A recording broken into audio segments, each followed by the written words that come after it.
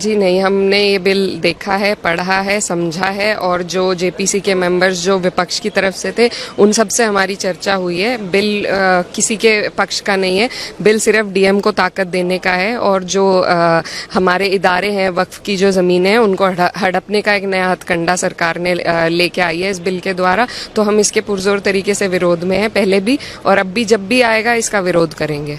देखिए, अभी तक हमने देखा तो है नहीं।